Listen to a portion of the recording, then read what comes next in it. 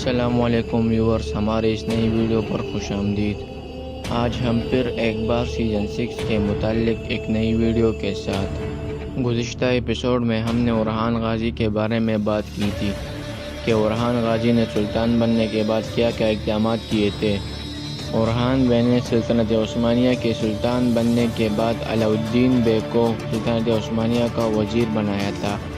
حالانکہ علاؤالدین اس بات پر راضی نہیں تھا، لیکن اورحان غازی کے اصرار کرنے پر علاؤالدین یہ بات مان گیا اور سلطنت عثمانیہ کا وزیر بن گیا۔ وزیر بننے کے بعد علاؤالدین بے نے فوج اور لباس پر ترجیح دی اور اس پر کام کیا۔ علاؤالدین بے نے ایک الگ فوج بنائی جو صرف سلطنت عثمانیہ اور اورحان بے کی حکمرانی کے لیے کام کرتی تھی، لیکن ان سے پہلے ایسا بالکل نہیں تھا۔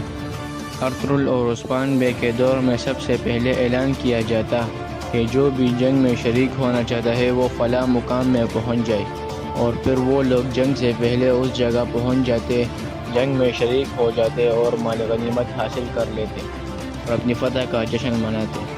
لیکن علاؤالدین بے کو یہ بات پسند نہیں تھی۔ اس نے اورحان بے کے ساتھ بات کی اور اس پر مطالبہ کیا کہ میں ایک الگ فوج بنانا چاہتا ہوں جو صرف آپ کے لیے کام کرے گی، اور آپ ان کو تنخواہ دیں گے اور تنخواہ میں وہ آپ کے لیے کام کرے گی۔ جس پر اورحان بے رضامند ہو گئے اور اس کو علاؤالدین بے کی یہ بات بہت اچھی لگی، جس کے بعد ایک الگ فوج بنائی گئی اور ان کو سلطنت عثمانیہ کا لباس دیا گیا۔ اور اس وقت اورحان غازی کی عمر 52 سال تھی۔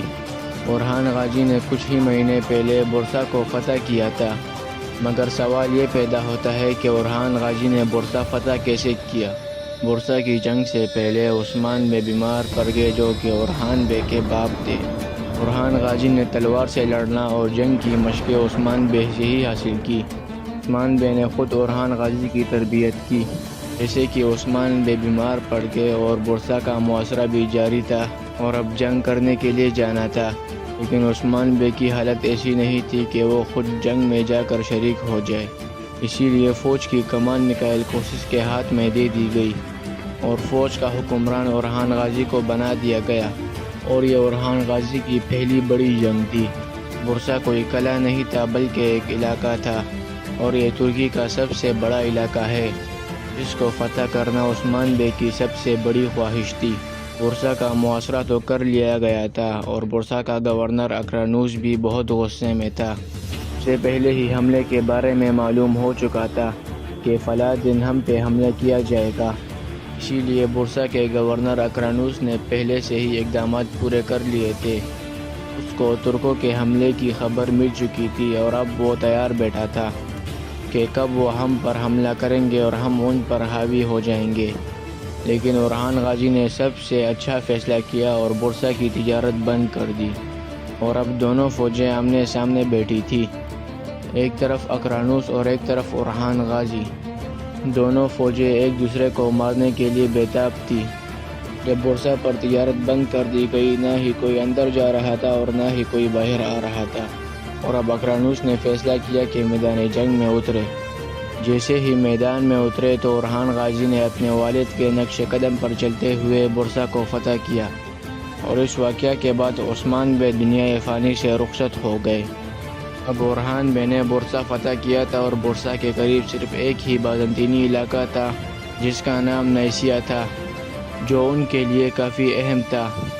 اس کے علاوہ جب عثمان بے نے کراچی ریاست پر حملہ کیا تو اس کو بھی سلطنت عثمانیہ کا حصہ بنا دیا، لیکن کراچی اور اس کے آس پاس کے علاقوں میں صرف ترک ہی بستے تھے۔ اگر بات کریں بورسا، اس کے علاوہ نیسیا اور اس کے بعد سمندری علاقوں کے قریب زیادہ تر یونانی اور عیسائی بستے تھے، جو بورسا کو دیکھ کر ترکوں کی جانب بڑھتے رہے اور مسلمان بنتے رہے۔ بورسا کو فتح کرنے کے بعد اورحان بے نے اس کے آس پاس کے علاقے بھی فتح کیے اور ایک پختہ سلطنت بنائی۔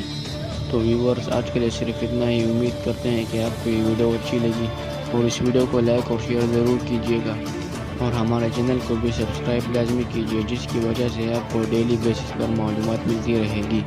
اپنا بہت سارا خیال رکھیں، ملتے ہیں اپنی نئی ویڈیو میں، تب تک کے لیے اللہ حافظ۔